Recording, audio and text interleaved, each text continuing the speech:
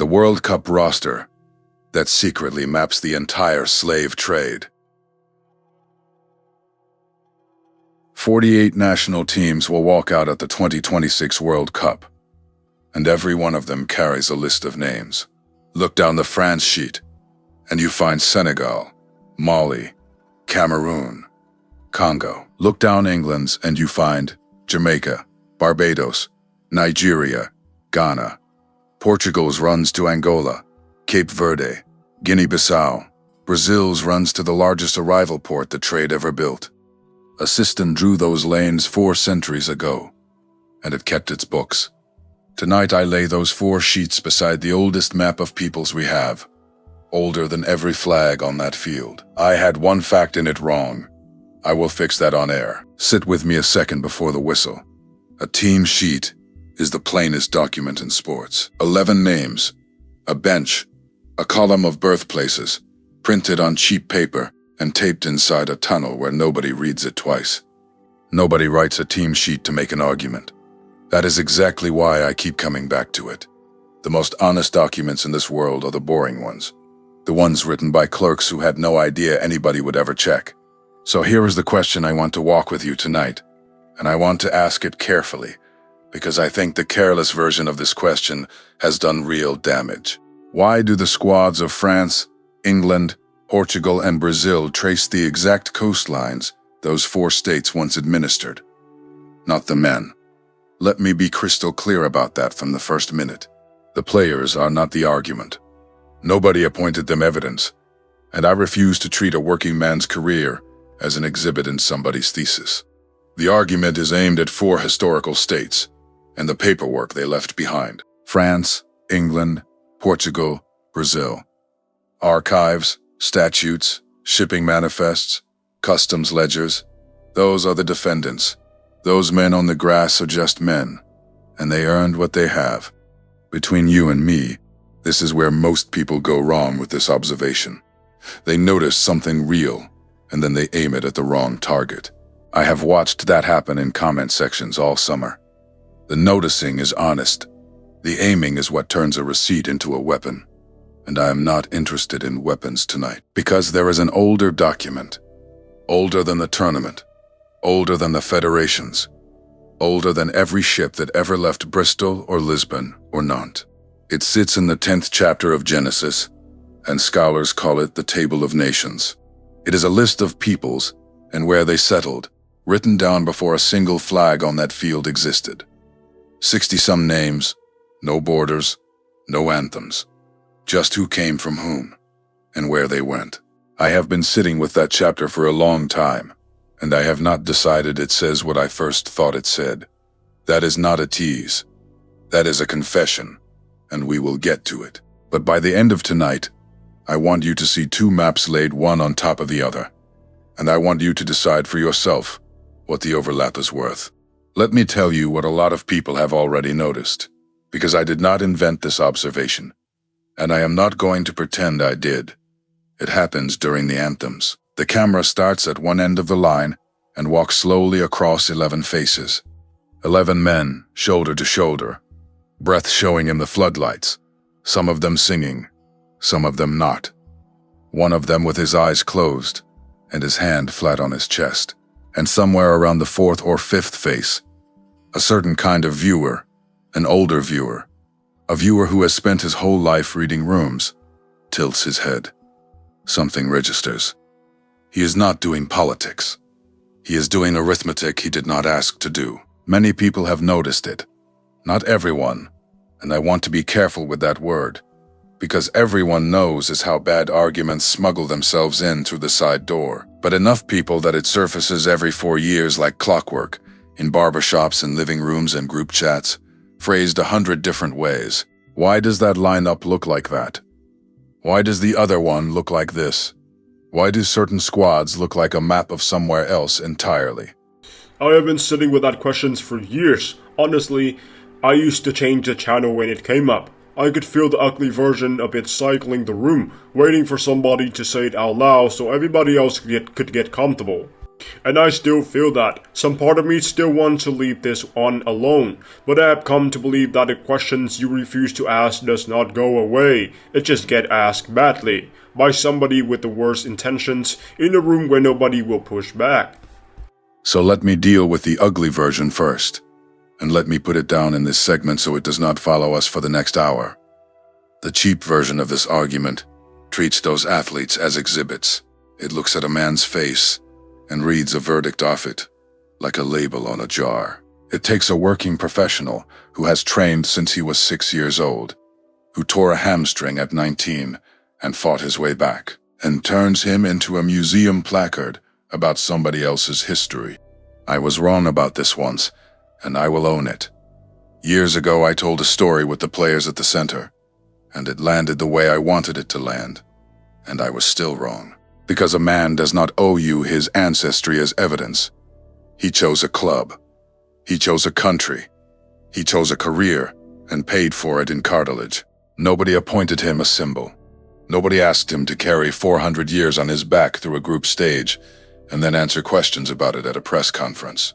So here is the rule for tonight, and I will hold to it in every segment that follows. The men are not on trial, not one of them, not their families, not their countries in any living sense. If a single line tonight sounds to you like I am accusing a person of anything, then I have failed, and I want you to tell me so in the comments. What is on the table is empires. 4 historical states with archives you can physically walk into. France, England, Portugal, Brazil.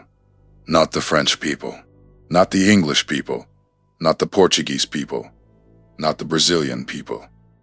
Not the man selling coffee in Lisbon this morning, who never signed a single one of those documents, and never would have. States, policies, statutes with dates on them, shipping firms with names and account books and insurance columns, federations with charters. Those things left paper, and paper can be read, and paper does not get its feelings hurt. That distinction is not me being polite. It is the difference between an argument that holds and an argument that collapses the first time somebody serious looks at it. Blame a nation's people, and you have said nothing checkable. Blame a statute passed in a specific year, signed by a specific ministry, and now you have handed your critic a document, and dared him to read it. And I want to say the thing this whole tradition should say more often, because it is true, and because it costs us nothing. Every soul on that field is his. Every soul in that stadium. All nations under God, all of us out of the same first breath, every tribe and tongue. Nothing tonight makes anybody lesser. If anything, it makes some of us accountable, and I will get to that before we are done. I say that as a man who loves this game. By the way, I want to be honest about where I am standing. I have watched every tournament since I was a boy, sitting too close to a television my mother told me to back away from, and I have never once watched a match and thought about lectures. That is not what the game is for. The game is 19 minutes where none of this exists, so understand that I am not trying to ruin the tournament for you, and I am asking you to look at the squad and see the crime scene. I am asking you to look at 4 squads, side by side, and notice that 4 different countries somehow produce the same kind of list. That is all. Notice it, then follow it back. So what is a receipt? I use that word constantly on this channel, and I owe you a definition. A receipt is a record that outlives the man who wrote it. It is boring. It was never meant for you. The clerk who wrote it was not making an argument. He was doing his job, closing his books before dinner. And that is exactly why it holds up 2 centuries later. A manifesto tells you what somebody wanted you to believe. A receipt tells you what actually moved, and how much of it, and to where. And here is the standard I hold on this channel, the one I want you to hold me to tonight. When my own premise is wrong, I say so on air. I have done it 3 times in the last 3 videos. I will do it again before this one is over, because I started this script believing something about the 10th chapter of Genesis that turned out to be a common retelling rather than what the chapter actually says on the page. I could have quietly cut that part. You would never have known. I am not going to do that. Propaganda never corrects itself. That is the whole difference, and we will come back to it at the end. Start with France, because France is the cleanest ledger of the four, and because the numbers there are reported openly enough that you can go check me tonight if you want to. Take a French squad from any recent cycle and trace the family origins that get listed in the football press. By most published tallies, and I want to hedge that word tally hard, because reporting varies and different outlets count differently, and nobody keeps an official register of grandmothers. Roughly half to two-thirds of a modern French squad has a parent or a grandparent born outside the country. That range is doing a lot of work. Take it as a rough shape, not a decimal. Now look at where. Senegal, Mali, Cameroon, Congo, Guinea, Ivory Coast, Algeria, Morocco, and the Antilles, Guadeloupe and Martinique, out in the Caribbean, where the sugar was. Those are not scattered dots on a globe. That is not the whole continent, and it is nothing close to the whole world. That is a specific list, and I want you to feel just how specific it is. Nobody's grandmother on that sheet came from Ethiopia. Nobody's grandfather came from Botswana, or Namibia, or Somalia, or Tanzania. Beautiful nations, enormous nations, football-loving nations, some of them fanatically so. And they are simply not on the sheet, year after year, cycle after cycle. Why not? Africa did not decide this. Genetics did not decide this. And if you have watched this channel before, you know I do not go anywhere near that kind of talk. Talent did not decide this either, because there are gifted boys running in Addis Ababa this morning, and there always have been, and there always will be. Something drew a shape, and the shape has edges. When a shape has edges that clean, I have learned to stop admiring the shape and go looking for the hand that drew it. Here is the hand. From the late 1800s into the middle of the 20th century, the French state administered two enormous blocks of territory: French West Africa, headquartered in Dakar; French Equatorial Africa, headquartered in Brazzaville. Between them, Senegal, Mali, Guinea, Ivory Coast, Niger, Burkina Faso, Benin, Mauritania, Chad, Gabon, the Central African Republic, Congo, Brazzaville. Add the older Caribbean holdings, Guadeloupe and Martinique, held since the 1600s and worked for 2 centuries by people who did not choose to be there. Add the North African territories held under a different legal arrangement and argued about ever since. Now lay that administrative map over the squad sheet.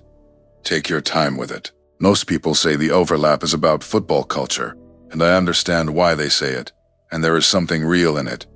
But I have come to think that answer arrives too late in the story. Football culture is downstream. Somebody has to be in the room before a culture can grow in the room. The overlap I am pointing at is not about who loves the game. It is about who was governed from the same office in Paris, who carried papers stamped by the same ministry, whose harbors ran ships to the same 3 or 4 ports in the north of France, decade after decade, until the route was worn smooth. Let me be careful here, because careful is the entire point of this channel. I am not saying the map is perfect. It is not. There are men on that sheet whose families came from places that were never French at all.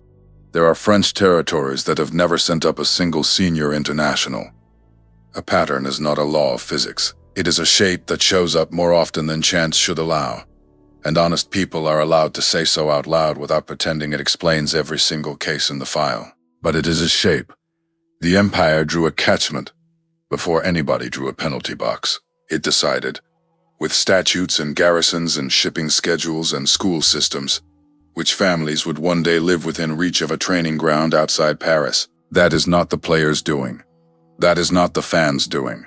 That is 100 years of paperwork with a ball rolling across the end of it. And I want to press on that word, paperwork, because this is where the argument either gets serious or falls apart. Nothing about this was accidental. After the Second World War, France needed hands. Cities were flattened. Factories needed bodies. Mines needed bodies. The rebuilding needed more men than the country had, and the state went looking for them in the places it already governed. Recruitment offices opened. Passages were arranged. Whole villages in Senegal and Mali sent sons north on ships, and later on planes, into Marseille, into Paris, into the housing blocks that got thrown up around the edges of both. Then came the law. In 1946, the French Constitution reorganized the empire into what was called the French Union, and questions of who counted as a citizen and who counted as a subject got rewritten more than once over the following 20 years. I am compressing decades into a sentence, and I want to flag that because the scholarship on this period is contested in places, and historians argue hard about what those citizenship categories actually meant on the ground. Read 3 books, and you will get 3 emphases. But the through line nobody argues about is this.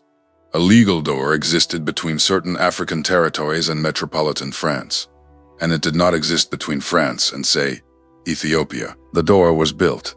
It was built on purpose, by a state for a state's reasons. Look at what I just did there, and hold me to it. I named a decade. I named a document.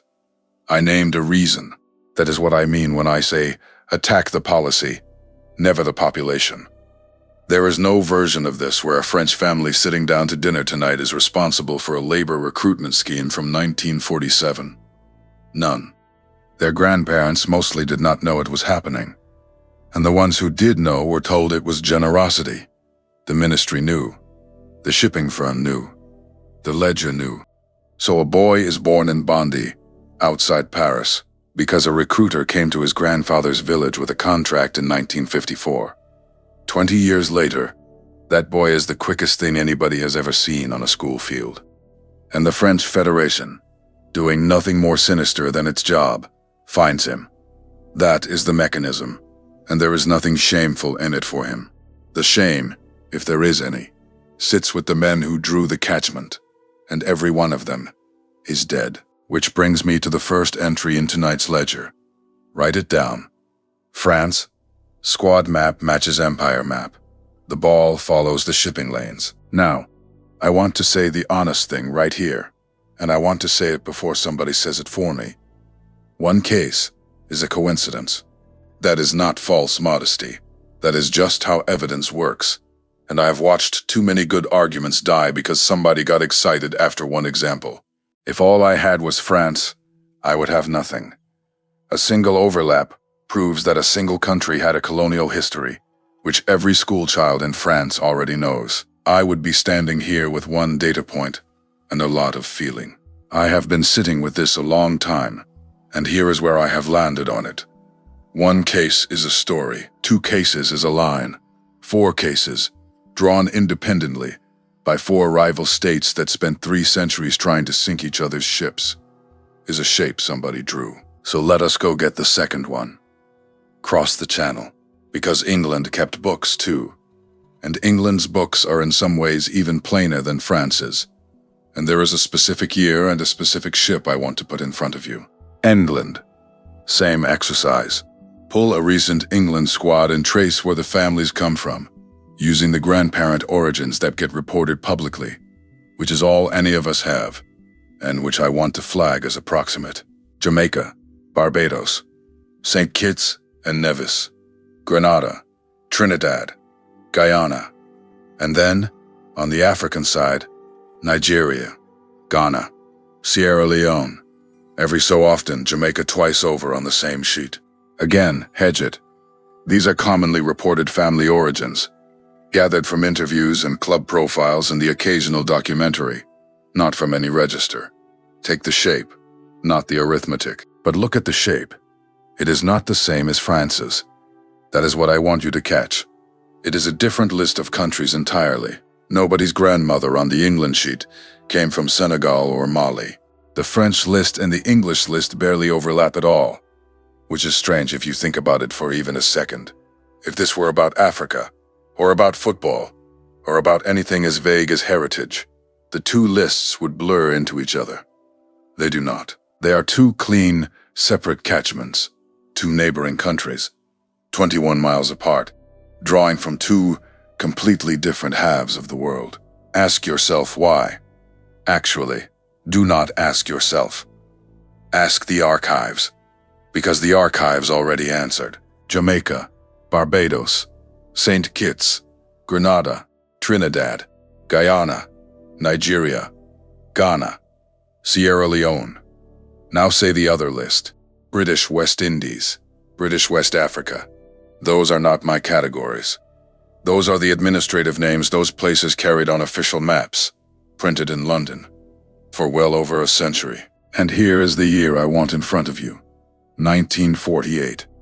In June of that year, a ship called the Empire Windrush docked at Tilbury, carrying several hundred passengers from the Caribbean, most of them from Jamaica. The commonly cited figure runs somewhere around 492, though historians have gone back to the passenger list and shown the real count was higher and messier than the number everyone repeats, which is its own small lesson about receipts. That same year, Parliament passed the British Nationality Act, which confirmed that people across the colonies and the new Commonwealth held British subject status and could come and work and stay. I want to be honest about what that was. It gets told as an invitation, and I understand why. There were men on that deck in their best suits, photographs of them coming down the gangway, grinning, dressed like they were arriving somewhere that wanted them. And in one sense, the country did want them. It wanted them to drive the buses and staff the wards and rebuild the bombed-out streets, because Britain had the same problem France had. Not enough hands. When I first read Windrush's story properly sometime around 2018, I had it filled under the kindness. That is how I had been taught it, a generous empire opening a door to its people. And then I read what those names men found when they got off that gangway. The lodging house sign, the wage gap, the unions that would not take them, the children who were British on paper and reminded daily that paper is only paper. And then, 70 years later, I watched a generation of those same passengers get letters from the British government, telling them to prove they belonged in a country they had lived in since childhood. And some of them could not, and some of them were deported, and there was an apology afterward. An apology in 2018 for a door that was opened in 1948. So, the invitation was real. And it was also a labor policy written inside an imperial system, aimed at the exact territories that system had spent 3 centuries administering. Both of those things are true, and I have stopped trying to make one of them cancel the other out. Now go back further than 1948, because 1948 is not where the lane starts. It is where the lane runs backwards. Bristol, Liverpool, London. Those are the ports, not the people of those cities, most of whom were poor and worked themselves into early graves and never saw a shilling of it. The ports, the firms, the insurers. For roughly 200 years, ships left those docks loaded with cloth and iron and guns, sailed south to the coast of West Africa, traded that cargo for human beings, carried those human beings across the Atlantic to the Caribbean, sold them, filled the empty hold with sugar and rum and tobacco, and came home. 3 legs, 1 triangle. Over and over, until the route was as familiar as a commute. Picture a customs house on a wet morning in Bristol.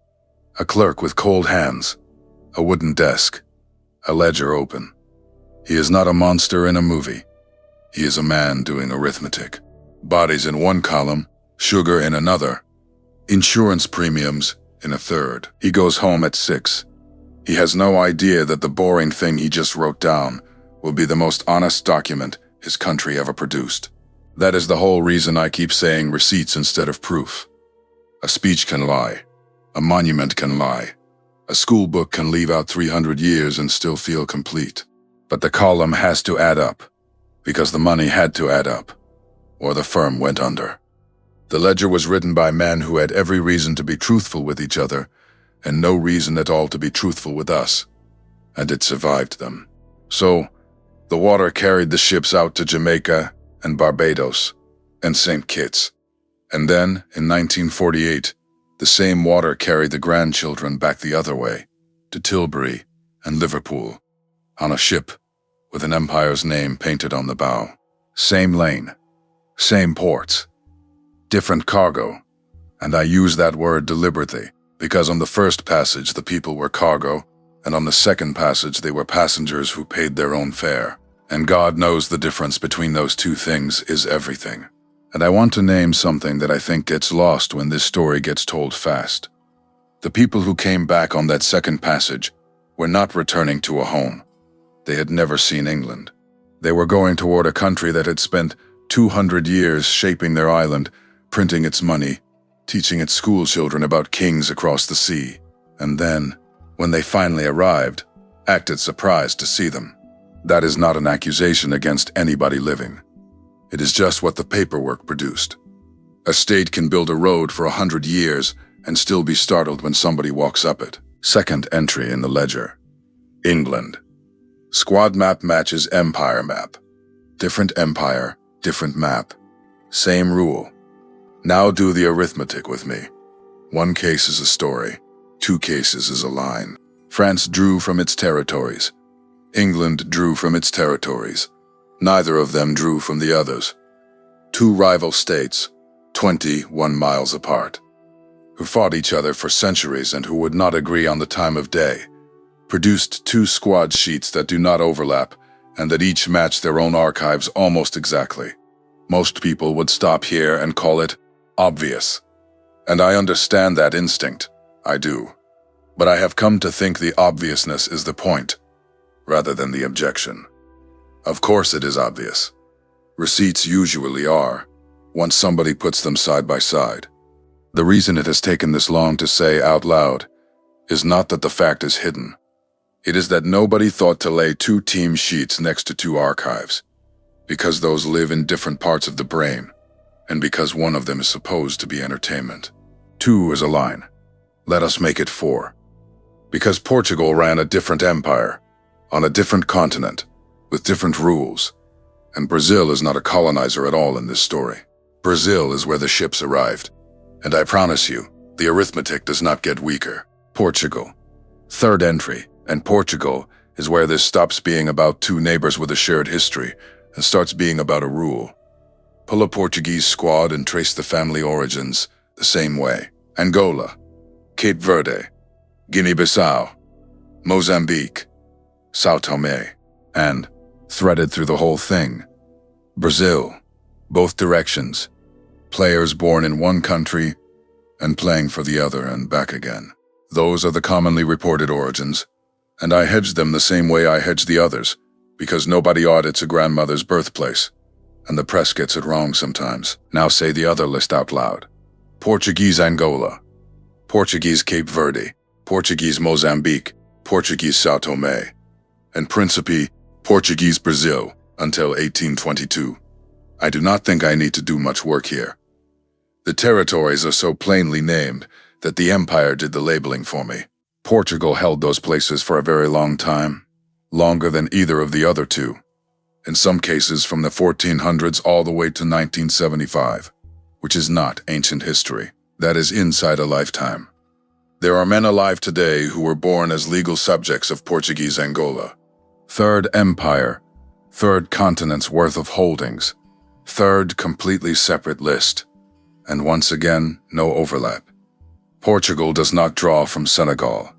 France does not draw from Angola. England does not draw from Cape Verde. 3 states, 3 catchments, 3 archives, and every squad matches its own archive and nobody else's.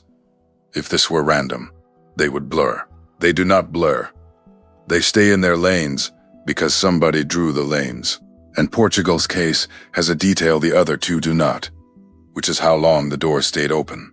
Cape Verde is a set of islands that had nobody living on them at all before the Portuguese arrived in the 1400s.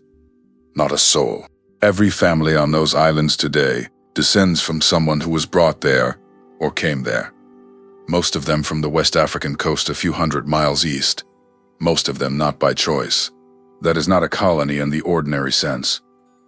That is a place, a shipping route built from bare rock. And when you see a Cape Verdean surname on a European team sheet in 2026, you are looking at the far end of a decision made about a harbor before Columbus sailed. So that is 3. 3 empires, 3 separate archives, 3 squad sheets that each match their own paperwork, and nobody else's. And I want to note something about the men who ran those 3 states. They hated each other. They fought wars over these exact coastlines. They would not have cooperated on a map if you paid them, which is what makes the shape so strange. 3 enemies, working independently, produced 3 pieces of the same picture. Now Brazil. And Brazil is different, and I want to slow all the way down here, because Brazil is not a colonizer in this story. Brazil is the other end of the rope, by the best current estimates, and I want to lean on the word estimate as hard as I can, because the databases are still being revised, and historians argue about the totals and always will. Something on the order of 10 to 12 million Africans survived the crossing of the Atlantic in chains.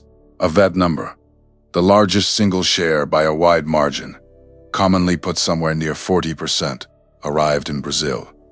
Not the Caribbean, not North America, which received a fraction most Americans would find shocking, low single digits by most reckonings. Brazil, more than anywhere else on Earth. Sit with that a second, because I've had to sit with it more than once. The largest arrival point of the entire trade is not where our school books put it, and the port is not a metaphor. Rio de Janeiro had a wharf called Valongo, which received captives by the hundreds of thousands, and which the city later paved over. I have told that story on this channel before, and I am not going to retell it tonight, because tonight is not about one port. Tonight is about what the ports drew. So look at a Brazil squad now, and understand what you are looking at. You are not looking at a country that went out and took. You are looking at the place the ships pointed at. The manifests said Brazil. The insurers wrote Brazil in the column. The ledger, that boring, honest ledger, said Brazil more often than it said anywhere else. And 4 centuries later, the football sheet says Brazil, and it looks the way it looks for reasons that were entered in a customs book by a clerk who never saw football in his life. Same geography. The roster and the manifest are describing the same map. If you have been with me this year, you have seen pieces of this before, and I want to account for that honestly rather than pretend each video arrives out of nowhere. We went to Argentina and found a census that quietly stopped counting a population that a century earlier had been a large share of Buenos Aires. We went to Mexico and watched a whole legal vocabulary get built to sort people into categories, and then watched that vocabulary get folded into a national story that made the sorting disappear. We went to Brazil and stood at a port that got buried under a street. 3 countries, 3 case files, 3 arguments about what happens to a record when a nation would rather not read it. Most people would expect tonight to be the 4th case file. Another country, another archive, another burial. And I thought that too when I started this. But I have come to think that would be the smaller video, and I want to tell you why. Because those 3 were about erasure, about what a state does to a record it does not like. Tonight is not about erasure at all. Nothing has been erased here. The team sheets are published. The empires are in every textbook. The shipping records have been digitized, and you can search them from your phone tonight, from that chair, during this video. And I would rather you did. There is no burial to uncover. There is nothing to expose. That took me a while to accept, honestly. Because exposure is the easier video to make. Find the thing somebody buried, dig it up, hold it to the camera. People watch that. I have made that video and I will make it again, because sometimes a thing really is buried and somebody has to go get it. But this one is not that, and I think this one might matter more. Because when nothing is hidden, and the shape is still there, in plain sight, published, televised, sung over by 80,000 people, and almost nobody says it out loud. That tells you something about how records actually work. They do not need to be hidden. They only need to be filed in a place nobody thinks to look. Sports is not history. History is not sports. And the shape lives right in the seam between the two, where neither department is responsible for reading it. Tonight is about the atlas, not one country's file. The map itself, and the fact that 4 rival states, 3 continents, and 1 tournament all somehow ended up drawing the same shape. And then, the thing I actually came here to show you, which is that the shape is older than all of it. Before we go there, let me ask you for something. If you have made it this far, you are the kind of person who checks. So do this. Drop the word pattern in the comments and put your city next to it. I want to see where you are watching from, because every time I ask, the map that comes back looks like something.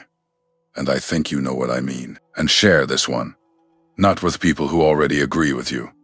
That does nothing for anybody. Share it with somebody who would push back.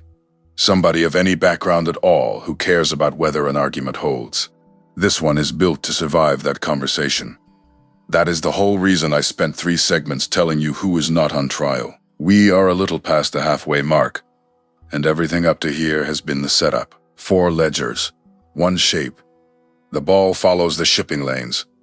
Now I am going to close the archives and open a book, and I'm going to show you a map that was written down before Portugal existed, before England existed, before France existed, before a single one of those ships was a plank in a forest.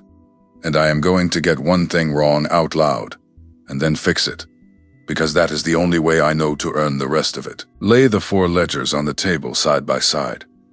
I want them in one place before we go anywhere near the book.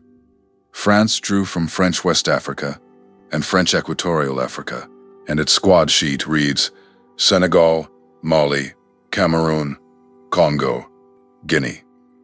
England drew from the British West Indies and British West Africa, and its squad sheet reads Jamaica, Barbados, St. Kitts, Nigeria, Ghana. Portugal drew from Angola, Cape Verde, Guinea-Bissau, Mozambique, and its squad sheet reads Angola, Cape Verde, Guinea-Bissau, Mozambique. Brazil did not draw at all. Brazil received more than any place on earth, and its squad sheet is what 4 centuries of arrival looks like on a Tuesday night. 4 sheets, 4 archives, 4 separate empires that spent 300 years trying to sink each other. And not one of those lists bleeds into another. That is the part I cannot get past. If this were vague, if this were about heritage, or climate, or culture, or any of the soft words people reach for, the lists would smear together. Instead, they hold their edges like they were cut with a ruler. Because they were. Let me put it another way. Because I want this to land for the man watching who does not follow football at all and is only here for the last part. Imagine 4 rival companies who despise each other, who spy on each other, who have never shared a document in 300 years. Each one keeps its own private customer list. And then, one night, somebody lays all 4 lists on a table, and every list is different. And yet the 4 of them together draw one clean picture of a single business. You would not call that a coincidence. You would say they were all working the same trade. They were all running the same routes. They did not need to collude because the water made the decision for them. That is what 4 squad sheets do when you lay them down together. 1 case is a story. 2 cases is a line. 4 cases, drawn independently by rivals on 3 continents, using paperwork none of them shared with each other, is a shape somebody drew. So here is the rule, and I have been walking you toward it for 40 minutes. The ball follows the shipping lanes. That is it. That is the whole thesis. Where the ships went, the families went. Where the families went, the grandchildren were born. Where the grandchildren were born, the academies found them. And on a summer night, 48 sheets of paper get printed and taped up in 48 tunnels, and every one of them is quietly reporting a routing decision made by men who have been dead for 200 years. The map was drawn long before anybody bought a ticket, long before anybody sang an anthem, long before the boy in Bondi, before the boy in Kingston, before the boy in Praia. The tournament did not create that map. The tournament is just the first time in 400 years that the map gets televised, at night, in high definition, with the camera moving slowly across it, one face at a time. The rasta is a receipt. Nobody meant it as one. That is precisely what makes it good. Think about that for a second, because it is the strangest part of the whole thing. Every institution in this story tried to write its own history. France wrote textbooks. England built monuments. Portugal put up statues to navigators. Every one of those was a document produced on purpose by people who knew you would read it. And every one of them was shaped accordingly. And then a Federation employee, 45 minutes before kickoff, prints 11 names on a sheet of paper because a referee needs it. He is not writing history. He does not care about you. And his sheet is more honest than the monuments. That is the pattern behind the pattern. And once you see it, you will see it everywhere. The truth of a nation is almost never in the things it wrote about itself. It is in the things it wrote while it was busy doing something else. Now let me be the first person to attack my own argument, because if I do not do it, somebody in the comments will do it worse.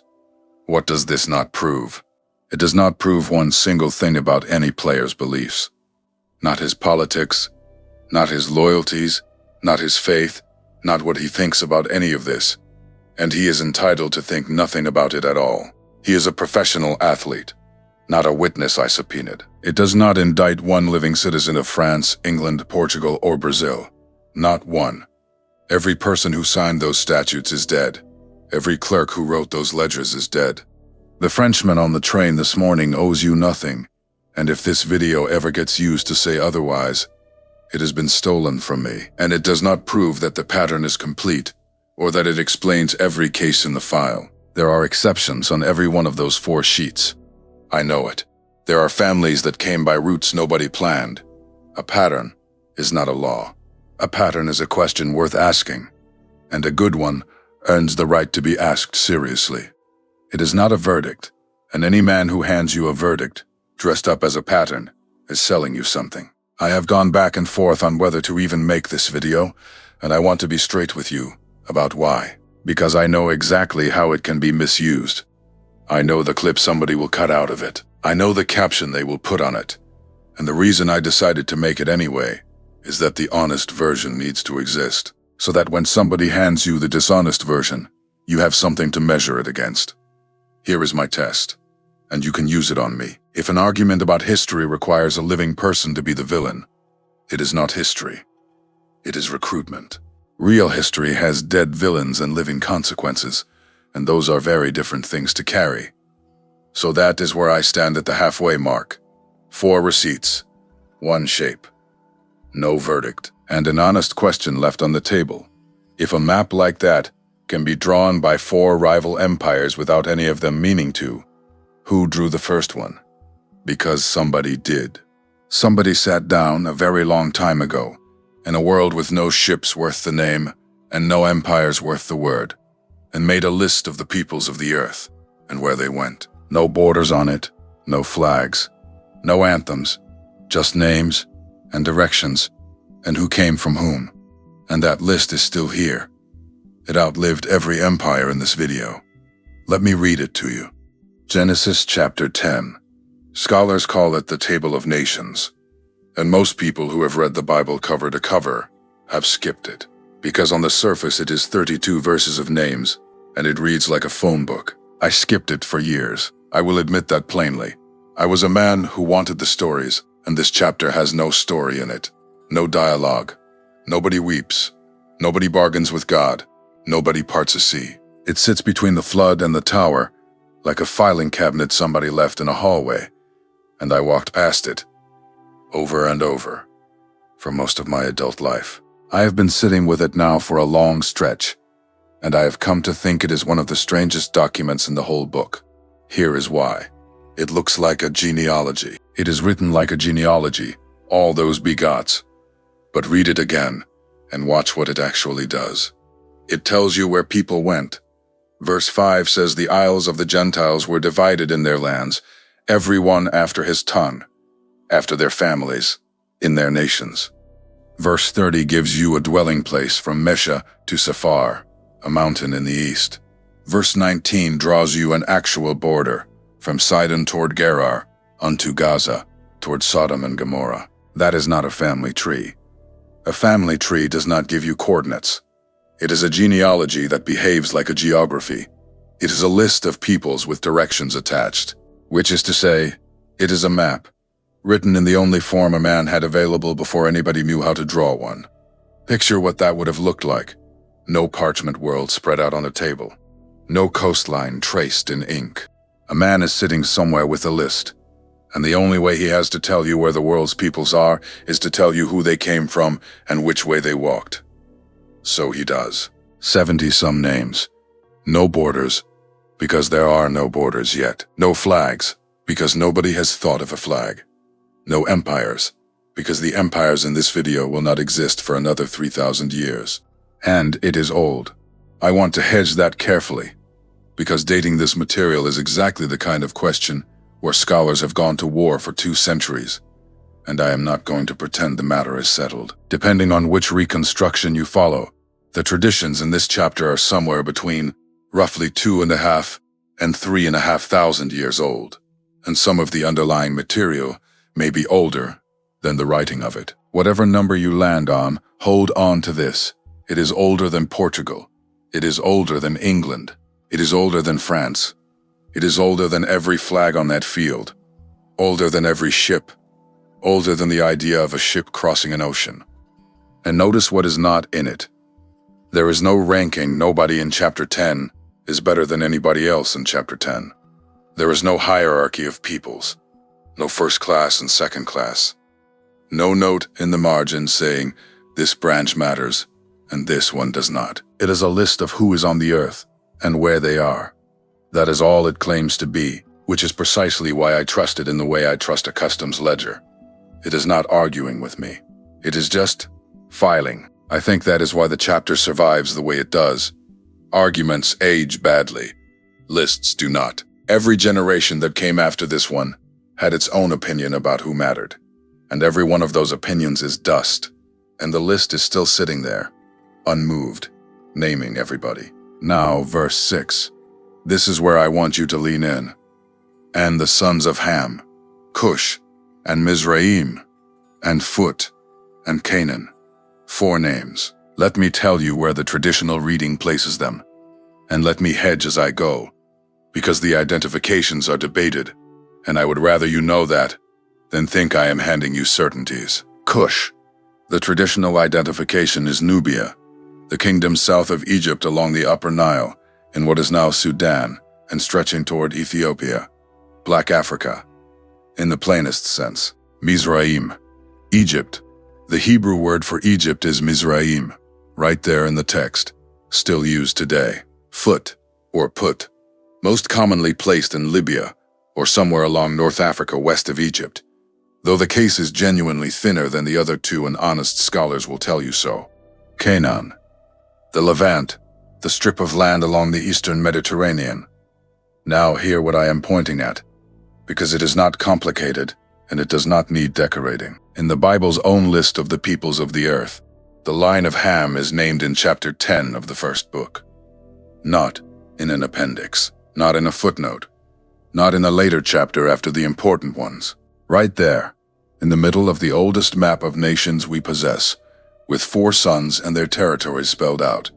That is the shape of the record, and the record names these peoples first, not last. Now I owe you the correction, and I am going to make it as plainly as I know how. When I started building this script, I had a line in my notes. It said, Cush founded Babel, Erech, and Akkad, the first empires on earth, founded by a son of Ham. I have heard that line for years. I have heard it from teachers I respect. It circulates constantly, and I had it written down as a fact, and I was ready to say it to you tonight. It is wrong. That is not what the chapter says, and rather than quietly delete it and let you think I never believed it, I would rather read you the actual verses and let you hear the difference for yourself. Genesis chapter 10, verses 8 through 10. And Cush begat Nimrod. He began to be a mighty one in the earth. He was a mighty hunter before the Lord. Wherefore it is said, even as Nimrod the mighty hunter before the Lord. And the beginning of his kingdom was Babel, and Erech, and Akkad, and Calneh, in the land of Shinar. Read it slowly. Cush begat Nimrod. Cush is the father. Nimrod is the son. And then look at the pronoun in verse 10, because everything turns on one small word. The beginning of his kingdom. His, Nimrod's, not Cush's. The cities belong to the son. not the father. Cush did not found Babel. Nimrod founded Babel. I had it wrong. A lot of good people have it wrong, because the retelling is smoother than the text, and smooth things travel farther. And I want to be honest about why I nearly let it stand, because the wrong version was a little more useful to me. It put the name I wanted at the front of the sentence. That is exactly the moment a man is supposed to stop and check, and I almost did not. Now here is what the verses actually give you, and I want you to notice that it is not smaller. It is just true. The Bible's first empire builder is a son of Cush. The first kingdom named in the Bible, the beginning of it, Babel and Erech, and Akkad and Calneh in the land of Shinar, is built by a man the text introduces as Cush's son. That is not a fringe reading. That is verse 8 and verse 10, one after the other, in the plainest English translation we have. The genealogy puts the first empire in the world in the hands of a descendant of Ham, through Cush. The correct version is stronger than the version I almost gave you. That is usually how it works, and I have learned it the hard way often enough that I should stop being surprised. So let me name the shape of the record, and let me be precise about the claim I am making, because precision is the only thing I have. In the Bible's own map of the nations, Cush and the line of Ham are named. They are central. They are founding, not marginal, not absent, not a footnote, not a later addition when somebody remembered. Right there in the 10th chapter of the first book, with names, with territories, with a son who builds the first kingdom the text ever describes, named, central, founding, and this does not make anybody else lesser. I want that said clearly, because it is true, and because the men who twist this always skip it. The same chapter names the sons of Japheth and the sons of Shem with the same care. Every family in that list came from the same flood, the same ark, the same first breath. Every soul is his. The point is not that one line is above another. The point is that in the oldest surviving list of who is who on this earth, this line is in it, by name, in the first rank. Presence, not preference. And I want you to sit with how ordinary that is, because ordinary is the strongest thing about it. Nobody had to fight for that line to be in there. Nobody campaigned for it. No committee was lobbied. It was simply written down by a man who was making a list, who had no idea that 4,000 years later, anybody would be arguing about whether these families counted. He was not making a point. He was doing what the clerk in Bristol was doing, filing. And filing out Live's argument every time. So now put the two maps down on the table together, and just look at them. On one side, 4 team sheets and 4 empires archives, drawing a shape across the Atlantic. Africa to the Caribbean, Africa to Europe, Africa to Brazil. 400 years old, at most. On the other side, a list of the peoples of the earth, with Cush and Mizraim and Phut and Canaan named in the first rank, written down before Portugal, before England, before France, before the idea of a ship crossing an ocean occurred to anybody. The tournament map is new. The atlas underneath it is not. And that chapter is older than every flag on that field, every federation, every hull, every ledger, every clerk, whoever wrote a number in a column. But I am not going to hand you that as a trophy, because if you keep reading, the very next chapter does something to Babel that nobody who wants a trophy is going to like. Genesis, chapter 11. 1 page later, same city, and the whole earth was of one language and of one speech. They journey east, they find a plain in the land of Shinar, the same Shinar from verse 10. And they say to each other, "Let us build us a city and a tower, whose top may reach unto heaven, and let us make us a name." Let us make us a name. That is the motive the text gives. Not survival, not shelter. A name. And then verse 7. Let us go down and there confound their language, that they may not understand one another's speech. And verse 8. So the Lord scattered them abroad from thence upon the face of all the earth, and they left off to build the city. That is what the text does to Babel. It does not celebrate it. It scatters it. So let me say the thing I think a lot of people in this space will not say. And let me say it even though I know exactly how many people it costs me. I am not going to sell you Nimrod as a trophy. I could. It would be easy. It is the easiest turn in this whole video, and I can hear how it would sound. First empire on earth, built by a son of Cush. Look what your line did while everybody else was still intense. That version writes itself. It would do numbers, and it would be a lie by arrangement, which is the worst kind, because every individual sentence in it would be true. Because here is what you would have to do to make that work.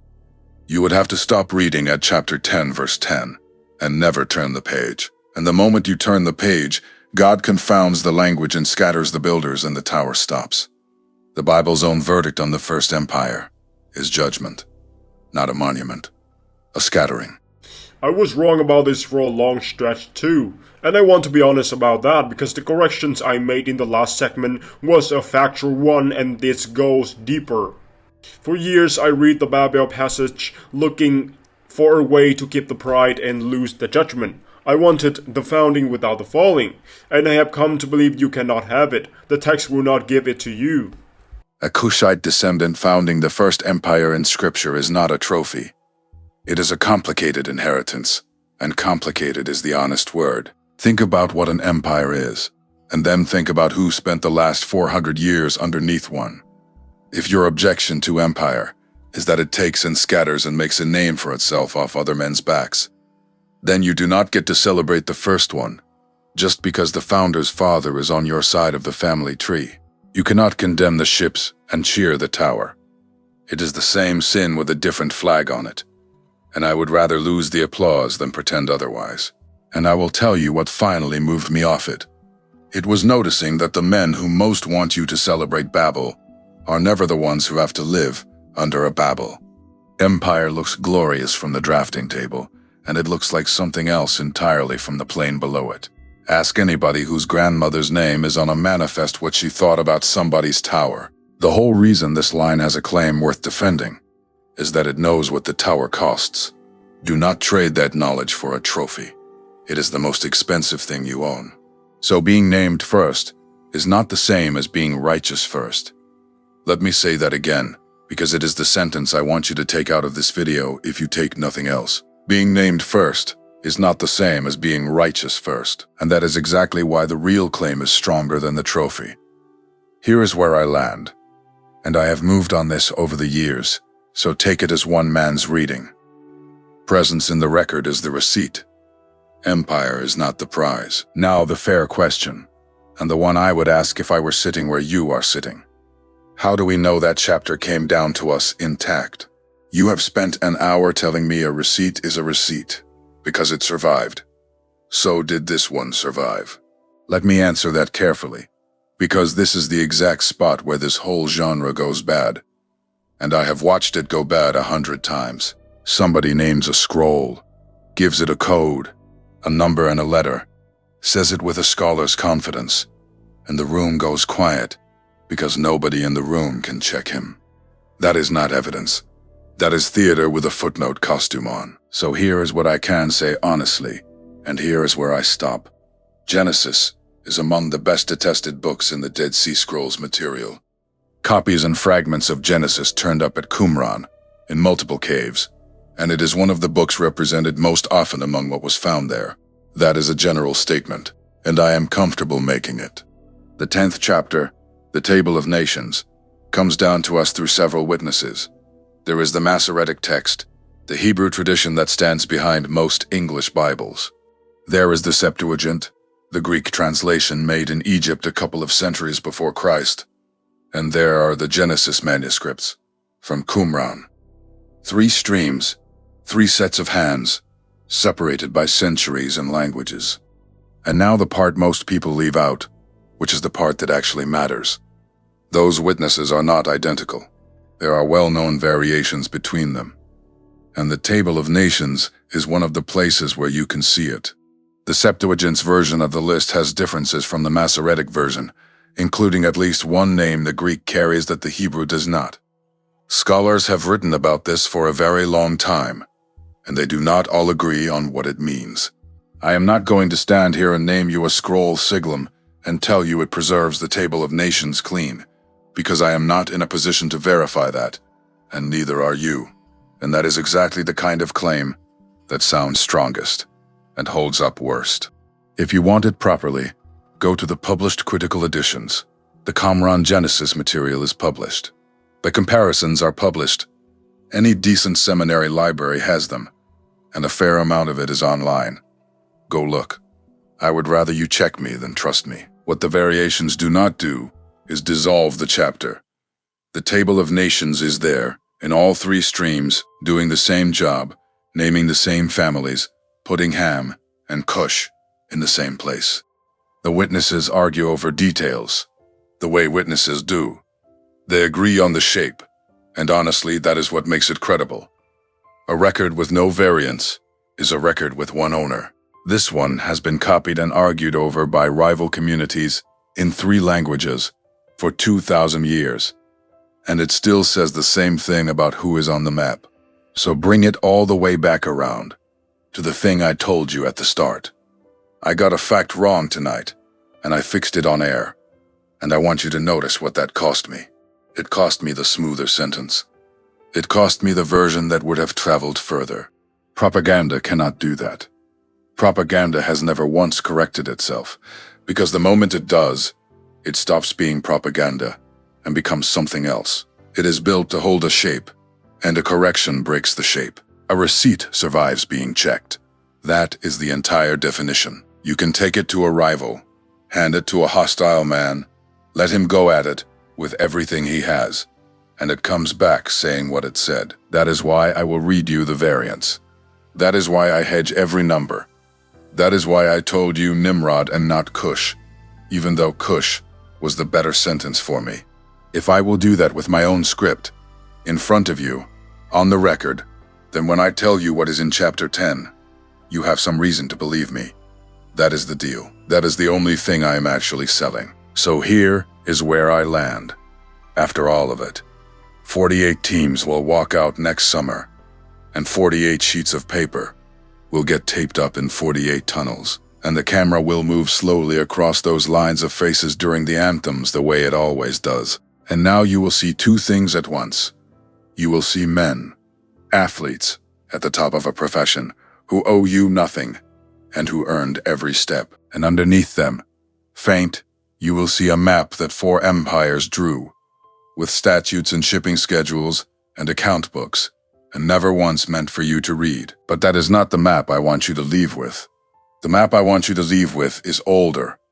It was written before any of those ships were trees, before Portugal, before England, before France. And in it, in the 10th chapter of the first book, the line of Ham is named.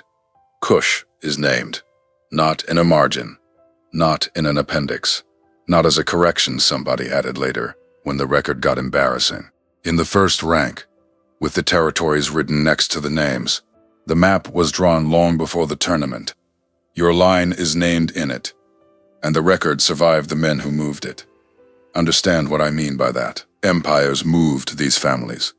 Empires moved the ships, the statutes, the borders, the names on the paperwork. Every one of those empires is gone now. Every clerk is dead. Every ministry that stamped those papers has been dissolved and reorganized and renamed twice over. And the list is still here. It outlasted all of them, and it has your people in it, by name from the beginning. That is not a revolt. I want to be clear about that, because this is not a call to tear anything down. It is a return. Everything I have shown you tonight was already there. The archives were open. The chapter was on your shelf. Nothing was seized, and nothing was invented. You are not taking anything from anybody. You are picking up something that was always in your house. What I have shared with you tonight is one reading of these texts. One that I have sat with, prayed over, been wrong inside of, and corrected in front of you, an hour ago. The Christian tradition holds many interpretations of this chapter, and honest people land in different places on it. I would encourage you to study these passages with your own pastor and with your own heart, and to go check the citations I gave you, because I would rather be checked than believed. Before you go, do two things for me. Put pattern in the comments with your city so I can see where you are watching from, and send this to one person who would argue with it. 1. Somebody of any background who cares whether an argument holds. This one was built to survive that conversation. Subscribe if you want more of these, because there are more receipts than I have nights. Now let me pray with you. Father, we thank you for the record, for the boring, faithful, stubborn record that outlived the men who wrote it, and the empires that tried to file it away. We thank you that you are the God of every nation on that list, every tribe, every tongue, every family of the earth, and that you have never needed a flag to know a man's name. We ask you to guard the truth seekers, whatever house they were raised in. We ask you to soften the ones still asleep, and to keep the ones still awake from becoming cruel with what they know. Give us honesty when honesty costs us the better sentence. Give us the humility to be corrected, and bless every soul watching tonight with strength, with clarity, and with the quiet confidence of a man who has read the list and found his people on it. In Jesus' name, amen. Walk seeing, walk hopeful,